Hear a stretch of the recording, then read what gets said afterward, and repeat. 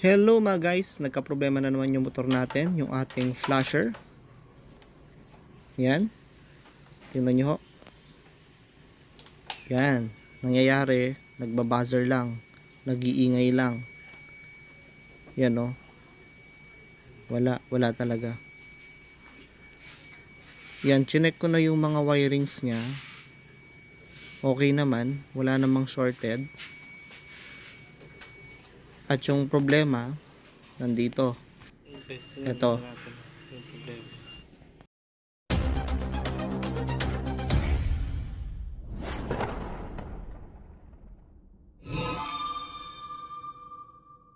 Okay mga guys, bumili na po tayo ng bago ngayon. At ang gagawin natin, ititest natin yung pareho.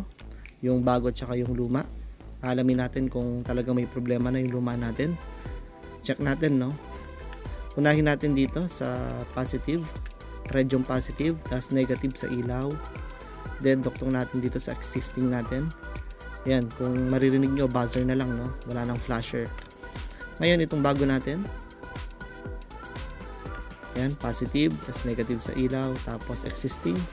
Okay yung bago nating flasher. Pero yung problema, walang buzzer. Ngayon, aalamin natin yung problema nitong ating old.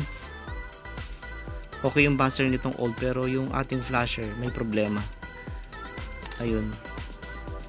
So may problema na talaga yung transistor niya tsaka yung motherboard niya, kaya wala na, hindi na siya pwede. Kaya ang gagawin ko na lang, para magamit ko pa yung ating bago, kunin ko na lang yung motherboard ng bago, ililipat ko dito sa old box kasi hindi fit yung bago, no, dun sa kanyang old box. Yan, maglilipat lang po tayo. Madali lamang po 'to, nagmo-modify po tayo para magamit natin yung dati nating flasher. Kasi yung dating flasher natin, naka-fix na yung kanyang buzzer dun sa kanyang box. Kaya ilipat na lang natin. Pero naman po, no, kung gusto naman yung walang buzzer, okay lang naman po. Pero ako kasi mas prefer ko yung may buzzer kasi yung buzzer kasi naririnig mo kapag nagsisignal light ka. Alam mo kung gumagana or hindi. Alam mo kung lumiliko ka, alam mo kung hindi. Kaya ayun. Yan, ganyan lang po yung ginawa ko, no. Nilipat lang natin yung motherboard ng bago dito sa luma. Then, ang gagawin natin, try muna natin. Ayun, okay na. Tapos yung buzzer na. Duktong na lang natin. Negative, positive lang po. Yan.